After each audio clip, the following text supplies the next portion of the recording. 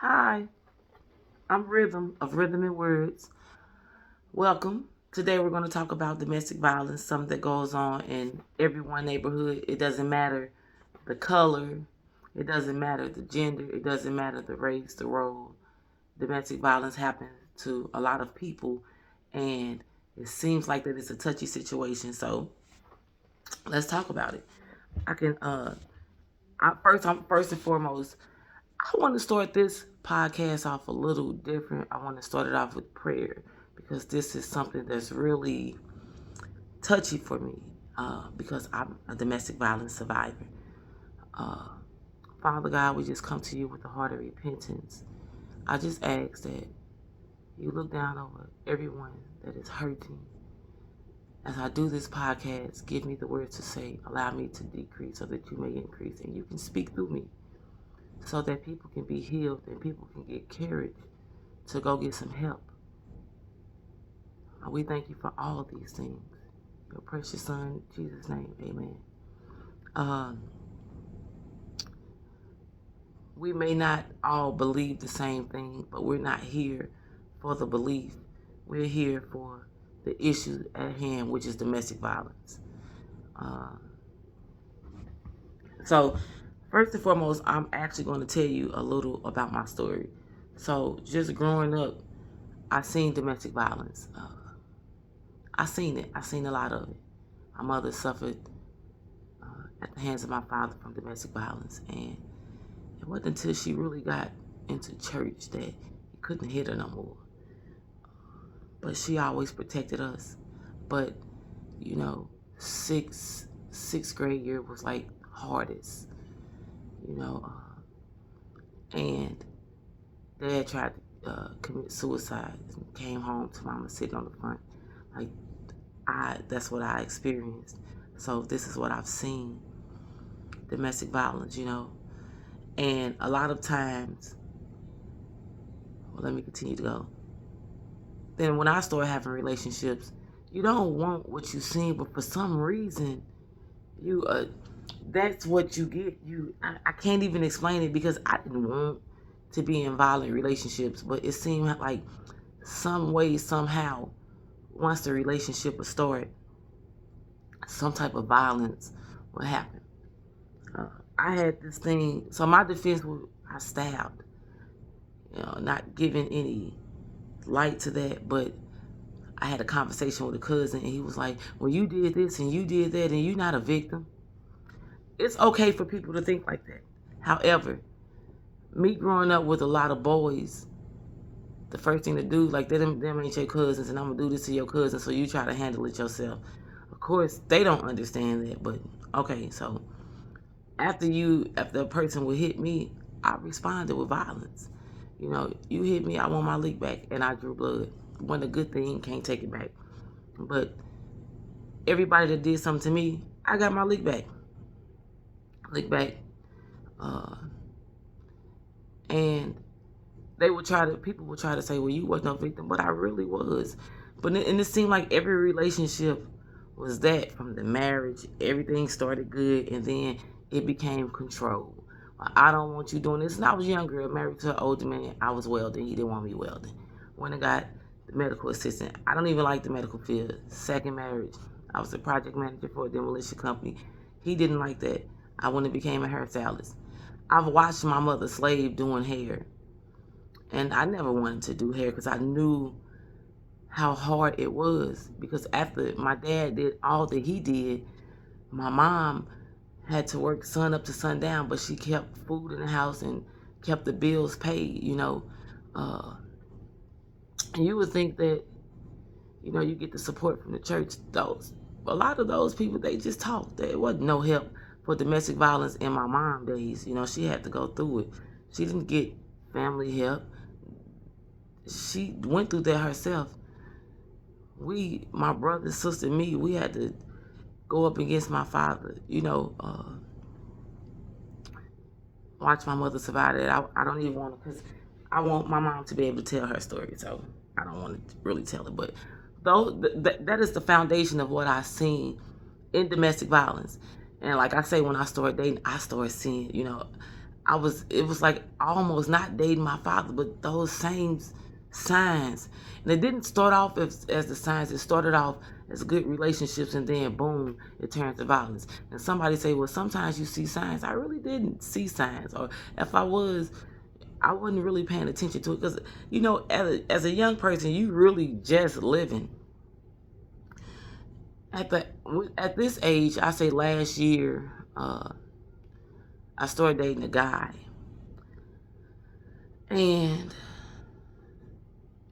people will say, "Well, you knew." Well, when you like, I'm a truck driver, so just being over the road, uh, you stay to yourself a lot. Us truckers. Shout out to all the truckers that are out there, just making sure everyone have the things that they need, the commodities that they need. Uh, you by yourself in that truck a lot, and so when I did come off the road, my father passed. I came off the road, and uh, I'm working local, and it was a guy that I knew that I went to middle school with, because I did not know him. You do not know people. Now you do have symptoms and signs, but you would think a person changed, and this person lied. So I believed it, and I didn't pursue him. He pursued me, because the women at the job were bending over in front of him and flirting with him. And the first thing, it was like, well, I just needed a place to stay, because the guy that we all went to school with, he was going to live with his child's mother or his ex-wife or something. And apparently the woman had hit on him or tried to sleep with him. Something about a bill, and they end up like going their separate ways. Then originally we supposed to just room together. And in the process of that, because the flesh getting in the way, sex happened. It was never supposed to go there, but it did. And I didn't want a relationship, but he kept talking about it, so I went with it. And it was a mistake. You know how you have that thing in the back of your head saying, don't do it, but you do it anyway? Well, that's what happened. And in the midst of that, one day, we were talking. And you know how you argue with somebody, and first of all, I don't like to argue. I'm good on that. I'm good on arguing, but I'm like, you know what? I don't want to continue to do this. And he backhanded me. And I got in the shower, like, I went to the bathroom and closed the door. He kicked the door open. He choked. Like, I experienced domestic violence, but I ain't never experienced anything like this. Like, so this is like really touchy talking about, but it got to be talked about, because women are dying and no one is talking about what is happening to them, and everybody is ashamed. I am not ashamed, because if I have to be an example for it to save a person's life, I'm willing to do that. And he choked me, and I got out the bathroom and took my head and banged it against the shower. And I got out and I ran down the steps, and he fell down the steps. But I slipped through the kitchen going through the back, and he kicked me with some steel-toe boots in my butt bone. Then I ran outside, and I was trying to make it out the gate, but I was so tired, and I couldn't. And I was on the neighbor's porch, and I could knock on the door in time, because he grabbed me. And he had his gun, and he was pointing his gun at me, so I kind of froze. But he took me by the head and just smacked my head against the concrete and took me back in the house. That established fear. When I say that abuse came out of nowhere, it came out of nowhere, because we were getting along, and I was starting a dispatch service for my trucking company. And he like, well, we can do this together. But I already knew business. He said he knew, but I had already been rolling under Miss T's Trucking and Logistics Services. So I hear what you're saying, because it was a lot of things dealing with power, but I had a lot of things established for business already before he came. And he had got out of prison. Like, so background checks, women, are very important. Background checks are very important. So what ended up happening is, another incident is, something started happening to his left side, right side. I ended up taking him to the doctor. We riding down the street. We wasn't even arguing. And so things like this, I've never experienced. This was something new I've never experienced. We wasn't even arguing. We was riding down the street. I went to he driving. We were on Kings Highway, in Natural Bridge, and out of nowhere, he just backhanded me, and it blacked my lip.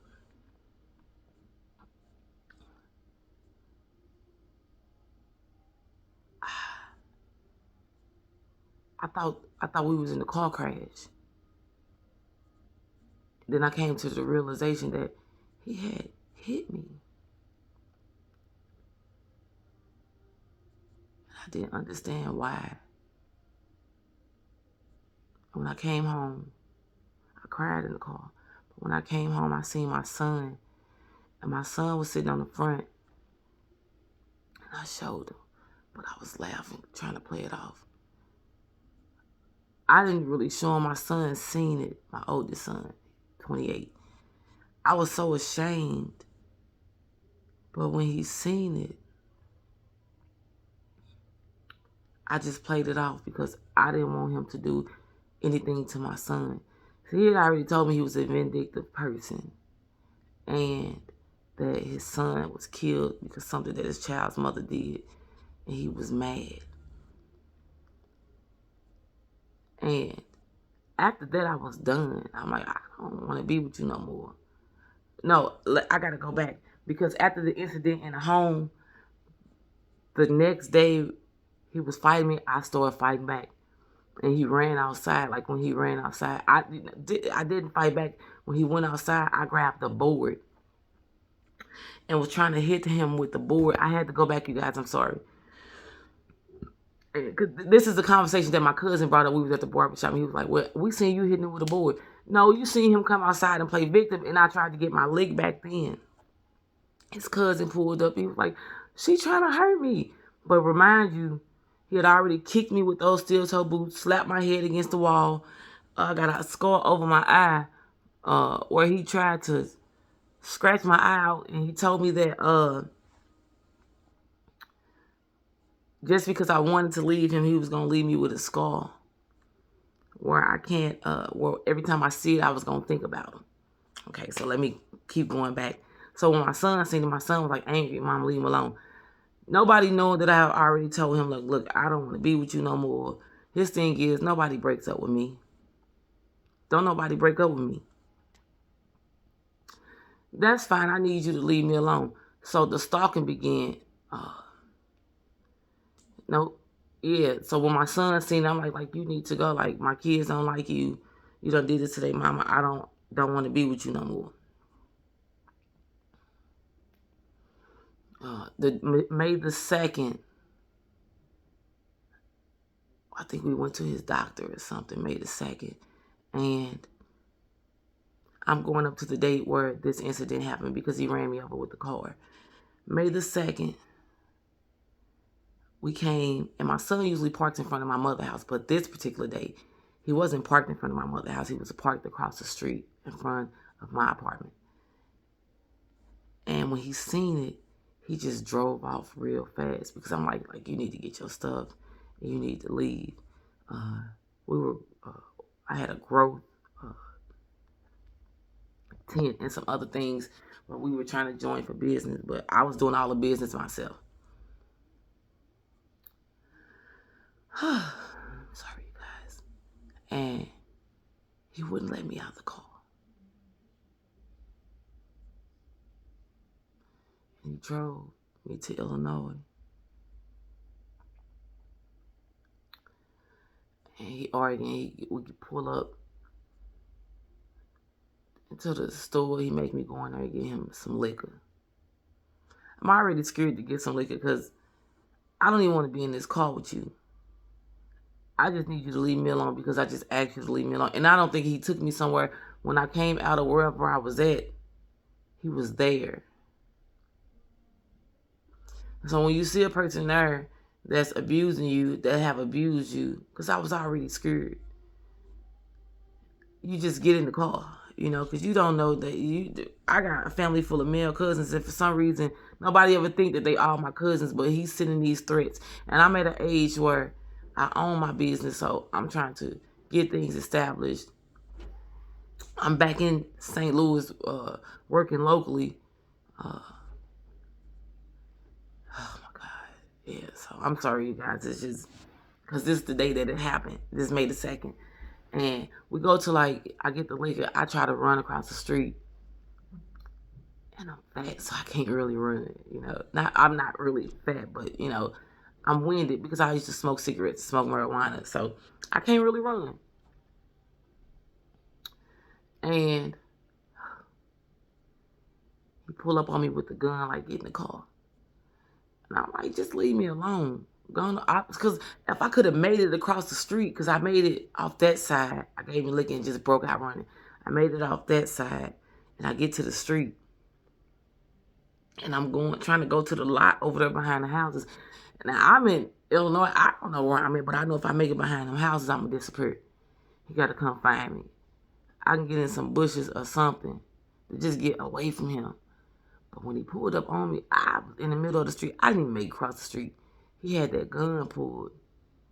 And I'm already scared because he done said about all these people he done killed. He said that he had 16 bodies, 30 assault, like the torture that I went through in the house. And I was going to be the 17th body, and he gave me a bullet. So I get in the car, and we go to, like, right by the McKinley Bridge, or that little spot where you can park at. I think it's a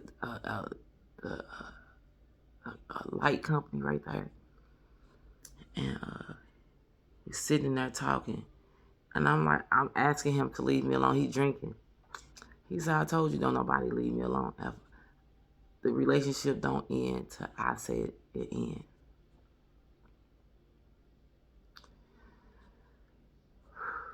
And I'm like, how do I get out of this? Then he started choking me. So we fighting in the car now. Because now I'm fighting back. Because I felt that he was going to kill me. Like, I haven't even, like, I'm bits and pieces, because some of the stuff is so hard to relive in my head. And I would never forget, but it's hard. But I'm so scared because he got this gun sitting out. And some say, grab the gun. But I'm scared to grab the gun because I'm scared if I grab the gun, he going to grab the gun and he going to be done shot me.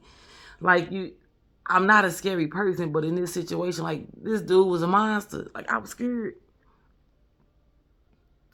And he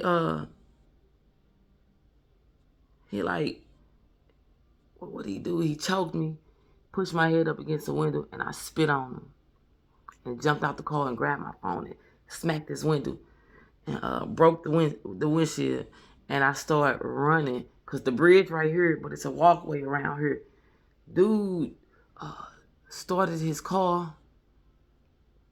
The car was started. He was still drinking.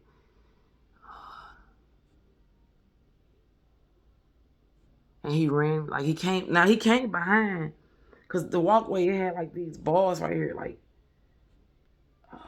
bars. And he drove behind the bars, like, in a little opening, and ran me over. Got out the car.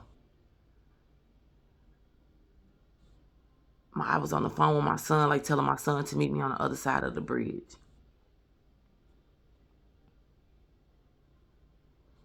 And he ran me over in the midst of the conversation with my son. And I hit the ground. I smacked the ground, like, on my left side. My shoes flew off. My phone flew out of my hand. Blood flew everywhere. Like, my knee, my left knee, my ankle. The bone in my ankle had came out of my skin and broke in half.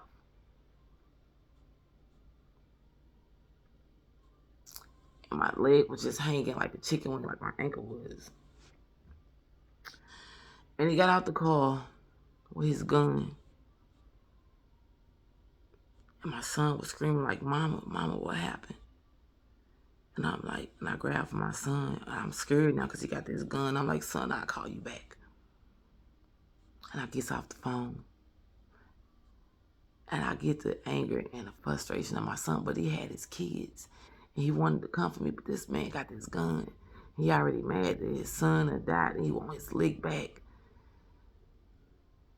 And all I could think about, what if he killed my son in front of my grandbabies and me? That means he gonna kill me and my grandbabies. And so I conformed. And he was like, he helped me in the car. So I'm finna take you to the hospital. But when we get there, you gonna tell these people that I got into it with a girl. Another girl pulled up. They got into it. I got out the car to fight the girl, and the girl ran me over. And I did just that. And if you've never been in a situation, you're like, ain't no way I would have got to the hospital and said that I would have told. You don't know what you would have done if you was in the situation. You don't know what fear was sparked in you, but it sparked something in me. And I was afraid. I was petrified.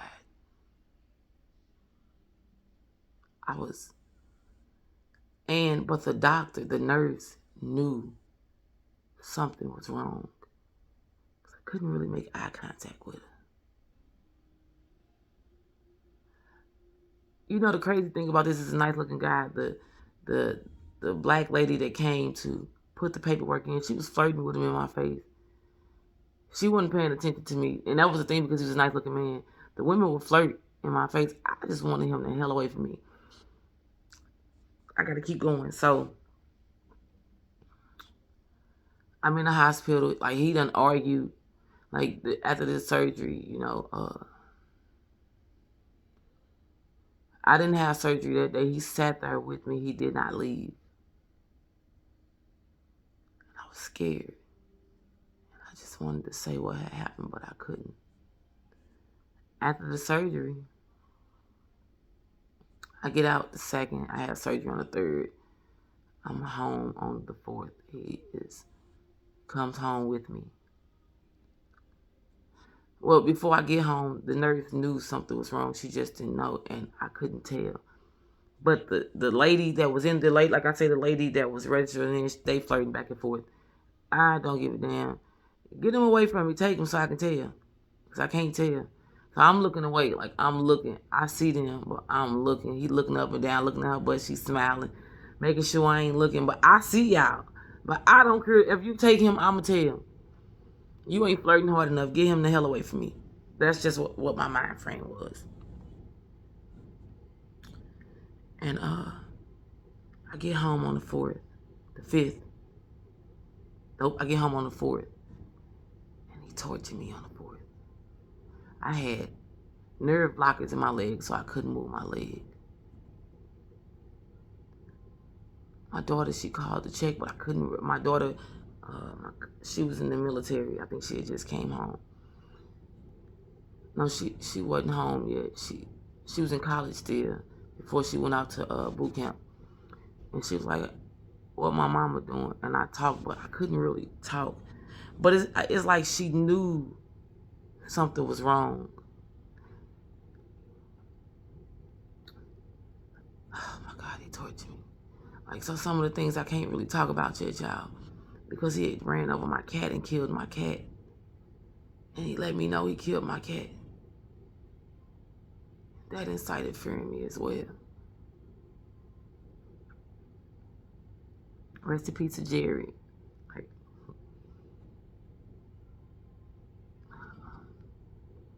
on the 4th, I was tortured like all night, choked, hit.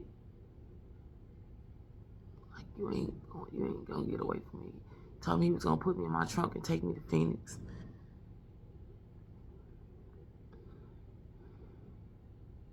Yeah.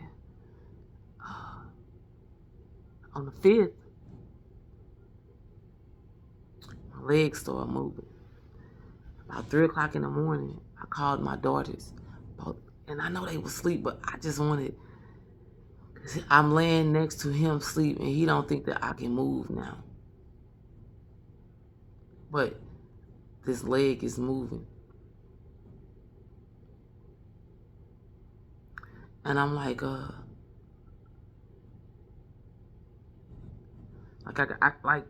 I called both of my girls, and they were asleep.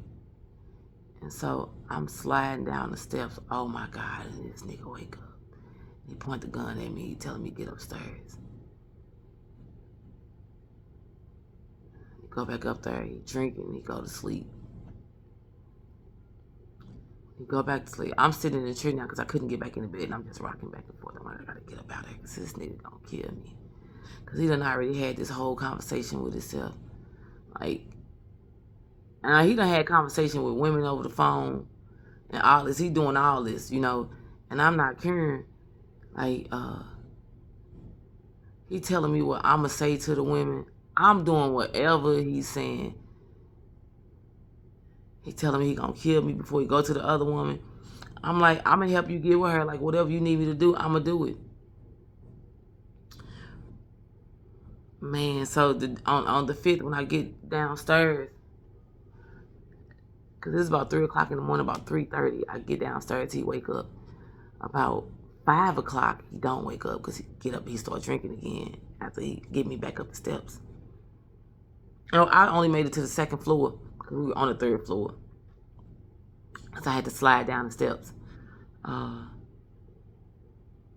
get back downstairs and he coming down because I had a growth room, so he taking all my stuff. I can't do nothing. I got one leg. Packing the car with it. I'm sitting in the kitchen now, so he like, you trying to leave? I'm gonna leave before you leave. And I'm like, he got this gun, but I'm still scared. And he taking all my stuff, put it in his car. I just want him to leave with the first load so I get the hell out the house and get to my mama's house. So I started recording the conversation. Now he ended up taking my phone and erasing the recordings. But when he go out the house, I call. He go back upstairs, I hop out the house. I call 911 and I get to telling them what's going on. But he come out with his gun. I'm in my mama yard now because I done hurt my leg. This leg got this cast on there. I ended up getting 2 titanium plates and a rod in my leg because my ankle was detached. My foot was detached from my ankle.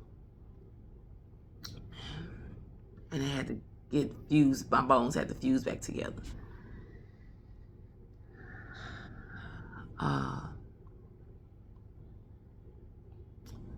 He pointed the gun at me, but I got the police on the phone. And he's saying something, but I hop back to my mama's house and I sit up in there. And I'm thinking like, damn, I escaped. Somehow, I can't even remember. I just remember him calling me, saying some things to me because I ended right back up with him. Because now I'm literally in all, I don't know what's wrong with me because why would you end up back with somebody? I could tell you the threats that he told me. I believed everything that he said. So when the police came, I got to go here because I think this what really incited the fear in me. One of the police officers, he had killed this girl. The guy that I was dating had killed this girl. And it was his classmate. So the police sat there with me for hours. Like, you need to get order of protection. You need to get this. And it made me even more fearful just to know that he was locked up for murder. So when he called and saying, because my mother came over to get him out the house, but when he came down the steps before the incident, I was afraid for my mama. I'm like, mama, go ahead, leave. You know what I'm saying? Because he already told me he was going to kill my mama. He's going to kill my kids. He was going to kill my son. Like, these are the things that this man has said to me. And I was afraid. So I ended back up with him. He done told his mama I was pregnant. Now, my tubes clipped and burned, and I was on my period. Not trying to sound nasty, but he told his mama. He even called his ex-wife and told this woman I was pregnant. I went right along with the story. Now, this is what I told him. I said, I'm not pregnant. Like, you gonna tell these people what I want you to tell them. I'm pregnant. I was pregnant then.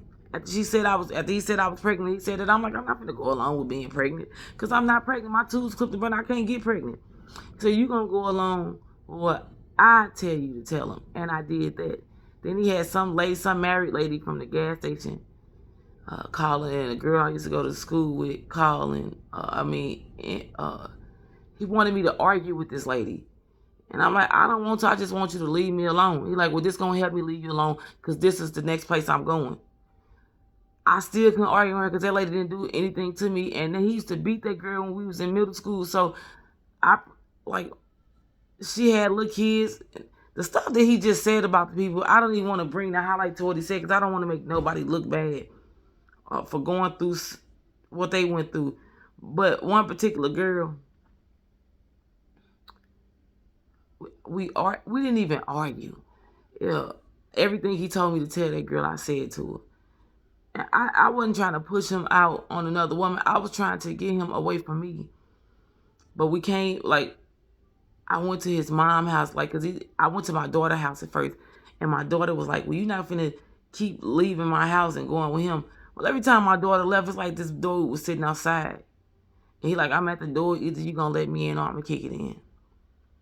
So I would open the door. I was scared. It's the fear that comes along with the domestic violence of what a person is going to do to you. I was petrified of what this man was going to do to me. I believed him. I believed everything he said. I believed him. Like all my life, that's what I've experienced in a relationship. Domestic violence. It didn't start domestic, but it ended domestic. I had a cousin say to me, like, well, you did this and you did that.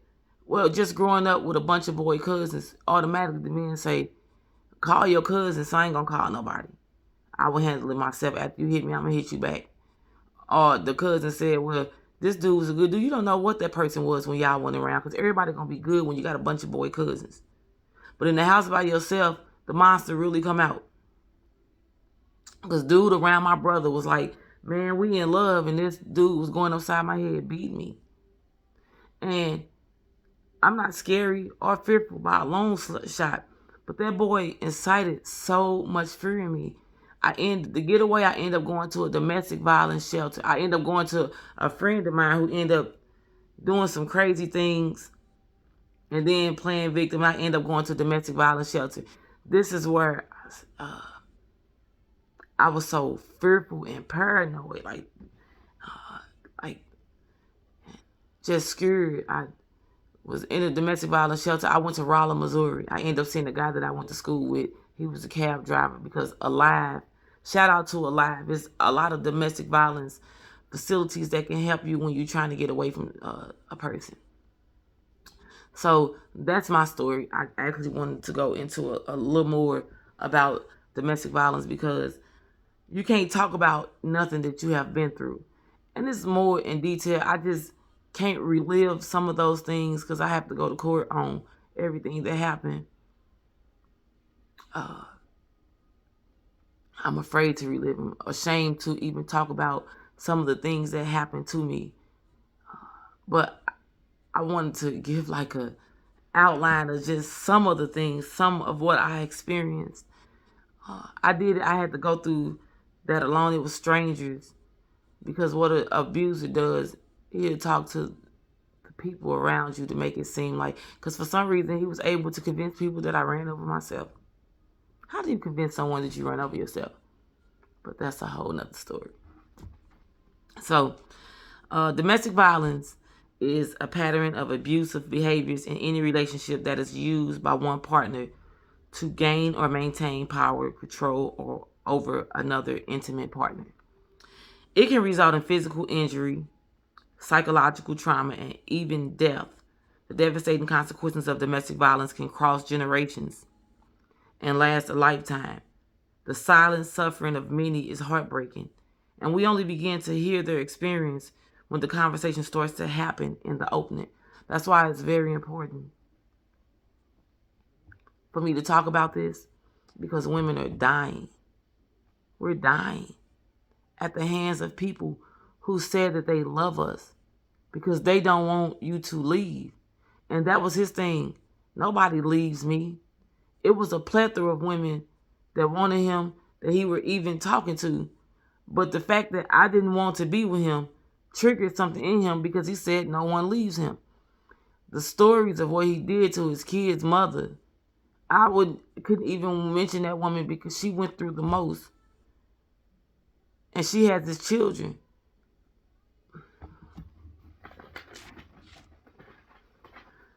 The source for this, what I'm going to talk about now, is the National Coalition Against Domestic Violence. Why did you stay? because I didn't understand it. I am in therapy. Man, shout out to my doctor. That woman embraced me and just hugged. She said, "It's okay." She's like, "My God, this just happened to you." She embraced me and she just hugged me, and I just broke down and started crying because I had been holding it in. And I had no one. Like, I tried to talk to my mother about it. But my mother went through a lot of domestic violence alone. She didn't have her mother to have her back. So she did a lot of those things alone. And really, the church folk, all they really gonna do is pray. You need more than prayer in domestic violence. You need actions, because God anoints people. Well, because if you in the church and you know somebody getting abused, give that sister a room. And if you can't, direct her to someone else. Like, it's more than prayer what you can do. We just not, man. Okay, let me keep going. I'm sorry, you guys. A victim reasons for staying in their abusers are extremely complex, and in most cases are based on the reality that their abuser will follow through with the threats they have used to keep them trapped. The abuser will hurt or kill them. They will hurt or kill the kids. They will win custody of the children, will harm or kill pets, or other they will ruin their victims financially or their reputation. Because dude spreaded so many harmful lies. Like, that was insane. Like, then he stole my car. He stole, and then when they locked him up, it was parked at his mama's house, and they was like, "Come get it." I'm scared to go over their house. And when we finally did go get it, the lady was trying to argue with me like, "You didn't know your son was a monster." She was scared of him. She was scared to talk around him. I watched it. Like, not even want to say the things that he said, what happened to him in his childhood with his mother and his cousins. But we all are a victim of something. But it is our responsibility to make sure that we are healed, make sure that we are okay, make sure that we are okay mentally. Yeah, this happened to me, but this is not nobody's responsibility to make sure I'm okay. Am I going to be a victim, or am I a victim, or am I going to be a victor? I'd rather take this experience to help someone else so we can stop being killed by people.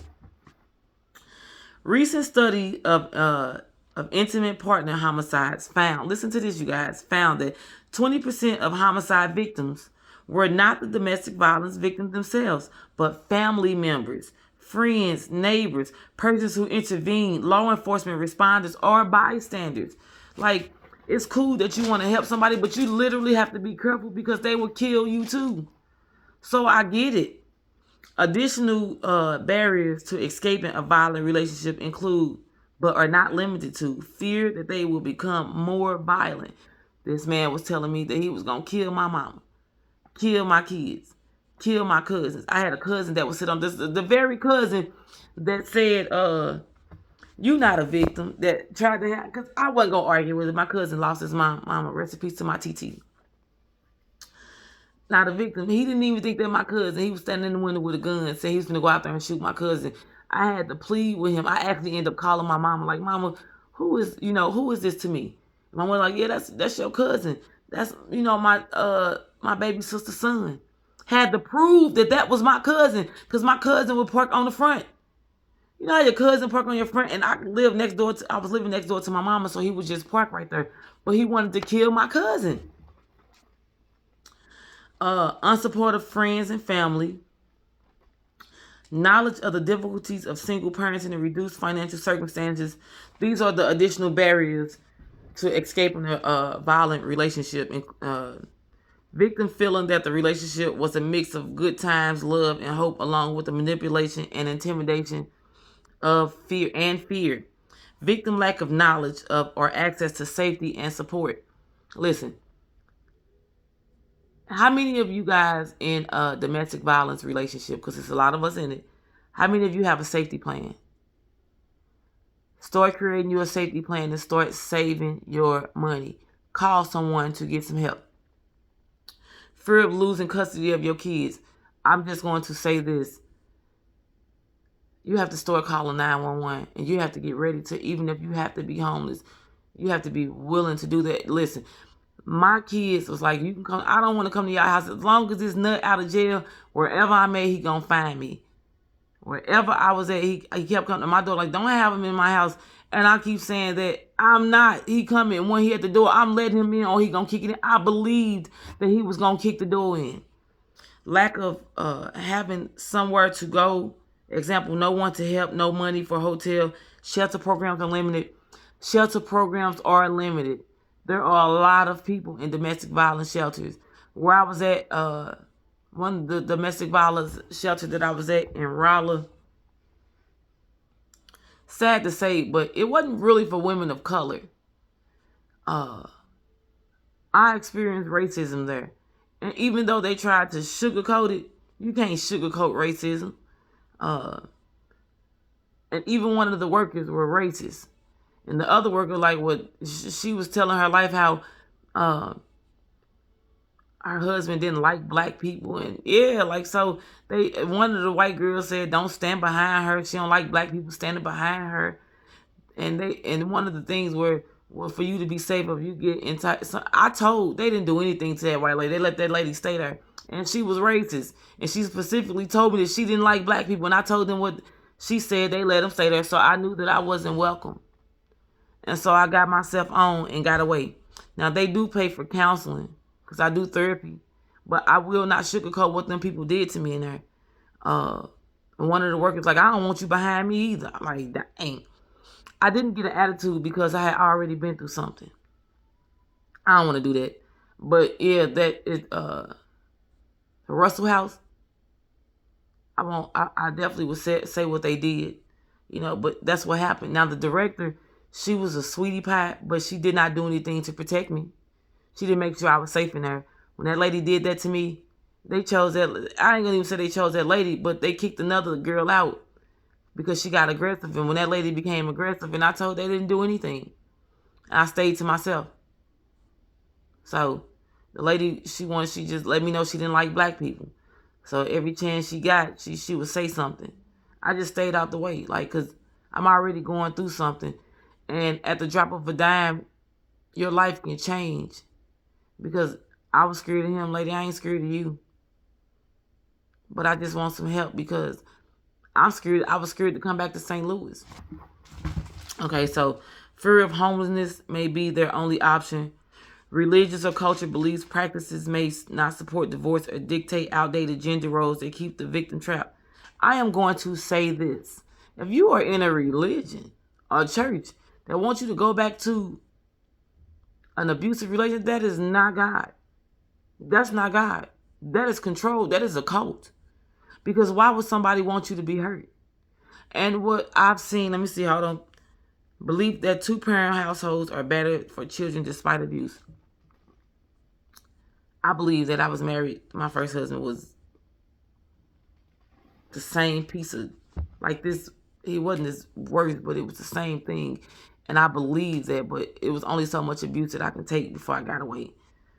And my mother, she always there. Like, we don't see eye to eye all the time, but we have so much in common, and I think that's it. But through everything, she have always made sure that I was okay. Like, even with this, because dude stole 3/4 of my clothes. Stole my t-shirt machine. Stole my tent. Stole so much stuff out of my home. And got away with it. And his mother kept all my things. They kept my car. I ended up getting the car towed months later. Man, that was because I'm a truck driver and I drive a stick shift. I can't drive. I was gonna go back over the road just for a peace of mind, and I couldn't. My doctor had to sit me down and just let me know, like, I don't really think you understand that you can lose your whole leg or probably your life from getting an infection trying to push that pedal in, stick shift. You need to really get up off your feet. No driving for a year. That's 365 days of the business that I have I can't do. So I started a dispatch service. It's Miss T's Logistics Services. If you need any dispatch, hit me up at b.fontania@gmail.com or Miss T's Trucking at gmail.com. or rhythmsnation2@gmail.com. So I have a dispatch service. I work as a leasing agent now. Never worked behind the counter. I work at a salon and I do hair.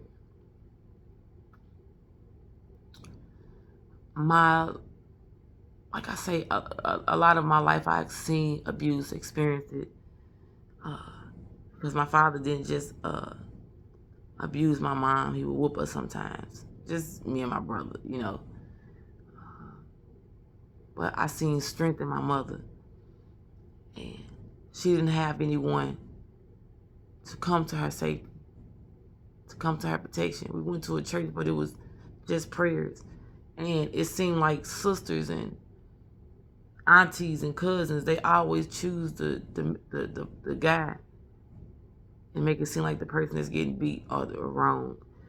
Any woman, any person that's aiding in the bed, and baby, you got to forget that you live in life, and life sometimes come back around to meet you. You wonder why you experiencing it, but when you had the will to help somebody, because my dad's sister and his mother, you know, heard the things from my mother, because my mother never talked about my grandmother or my sister, they sisters to me. But as I went through this, she began to tell me that my granny didn't like her and they lied with my dad when he was doing things. That is sickening. You know, that is sickening. Any woman that's abating, helping a person like that, ma'am, you are sick and you need help. But what I found out, because I couldn't sleep for months, so it made me start going to the doctor. I was smoking weed. I was drinking to sleep, medicating myself with drugs, drinking and smoking weed. And when the guy, my friend, I went to their house and they ended up doing something to me, I ended up leaving and going to a domestic violence shelter. I couldn't sleep there. I couldn't sleep with the lights off. Like, I just really started sleeping with the lights off in September, the end of September. I went to my doctor, and what she told me, she said that, you know, because depression runs in our family. I think everybody experiences depression. But what the doctor told me that made me get some help is African American people would rather suffer in silence to get help, because we're supposed to be tough. I want to tell anybody that's going through anything now, because if you're going through depression, it is not your fault that you are going through it. I am on an antidepressant. I don't cry myself to sleep anymore, and I'm able to function, because before this antidepressant, I stayed in the bed and I cried myself to sleep all the time. This is why you will hear me talk about getting up, washing your hair, cleaning your house, all those things that make you feel better. But first and foremost, you need to go get some help there. And you know, some people saved or in church and like, well, God will help me. Let me tell you something. Faith without works is dead. You can have faith that God is going to help you, but if you don't get up off your butt and do something, you're going to be stuck in that state and you're going to blame somebody, blame yourself. God anoints people to help us. You need to get up and go see a doctor and get you some help. There is help out there for you. If you do not get help, this is your fault. Nobody's coming to save you. You have to get up, go to the doctor. When my doctor told me that African Americans would rather suffer in silence to get help, that's what made me get help. This woman has been so active in my healing. She's been active. I don't care. So because I've got people around me downplaying what happened to me. I don't care. I'm in therapy. My therapist, she's a city council, but she's a doctor. She's a therapist. This woman have been so active in my healing. My prayer to God was this: Lord, surround me with people that have my best interests, that are going to help me heal. So from the therapist to the doctor, these women are active in my healing.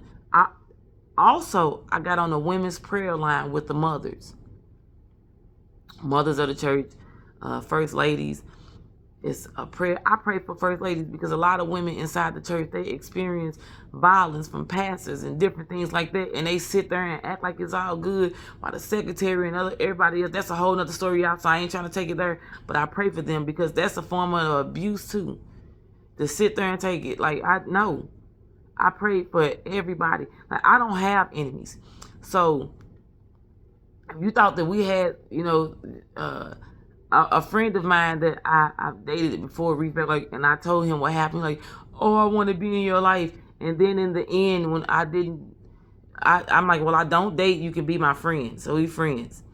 And when what he did is because I guess whatever I wasn't conforming to anything because I am active in my healing with the whatever and so he making stats. I will not stoop to that level, and I hope that he heals. He like, when you did this to me, baby, I've been in survival mode all my life.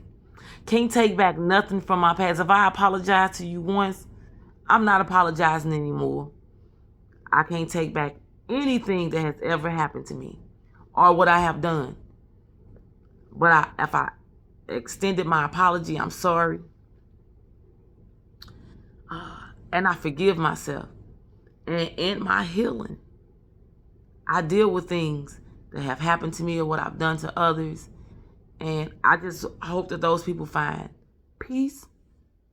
And I hope people heal from domestic violence. But you have to be active about your healing. You have to be active about your mindset, because whatever you continue to say to yourself, that is what you become. When I get on YouTube, my YouTube is Rhythm at Rhythm 9019, and I speak inspirational things because these are the things that keep me motivated. These are the things that keep me going. These are the things, the positive things. Like, I feed myself positive.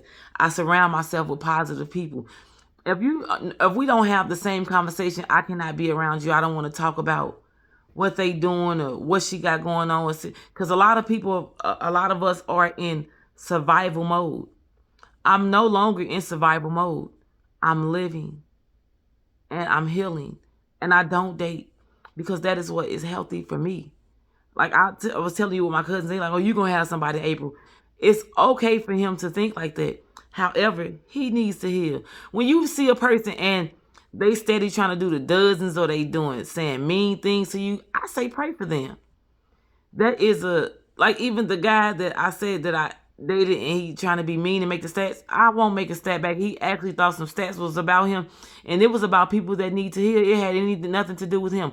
But if the shoe fits, you wear it. I get it. No big deal. I speak healing over people. I want to see people heal. I don't have a grudge. I'm not mad because I know what it is to be hurt, because hurt people hurt people. And when you are angry and frustrated because somebody did something to you and you think they get away with it, you're mean to people. You talk about people. I'm going to make you feel bad, and I'm going to talk about you to the other people so that I can feel bigger. That's how you know somebody is hurting. Because if I got to talk about you and make you look bad and make her go against you so I can feel better, baby, something wrong. Heal, sis. Heal, bro. You really need to heal. So since those things happen, since those shots have been sent out, I can't send shots back. I just pray that you heal. And anybody that's going through domestic violence, Google domestic violence and get you some help. National Domestic Violence Hotline is 1-800-799-7233. The National Domestic Violence Hotline is 1-800-799-7233. If a person hits you once, they're going to hit you again. A person calling you out your name, because it starts with name calling or a push. Stop playing with me. You don't let nobody put their hands on you. You don't let nobody push you. You're not a bitch. You're not a whore. You're none of those things. You get away from a person. If a man is beating up, it's not good for a man to get hit on by a woman either. No, domestic violence is not good. You don't let a person call you out your name. You don't let those things. And women that have people who have seen Abuse, either they become an abuser or they fall victim to abuse. And I did both. Get you some help. You have to save yourself. And whatever you are going through, now if you become a victim in domestic violence, baby, you got to get you some help. When you go to the doctor, when you call 911 and tell, but you need some help. But whatever you are going through, you are responsible for yourself. You are responsible for yourself. And this healing that I'm going through now is one of the best things that I've ever done for myself. I send love and I send peace to anyone that is experiencing domestic violence. I'm sorry, y'all. I send love and I send peace to anyone who is experiencing domestic violence. And the National Domestic Violence Hotline is 1-800-799-7233. There are programs out here that can help you. You have to talk about what you experience in the programs because everything is not right. Every program is not right. People do get abused in the programs that help people that are being abused. Don't let it go unknown. Talk about it. We have to hold abusers accountable. I'm Rhythm of Rhythm and Words. I love you all. Have a good night. Good morning.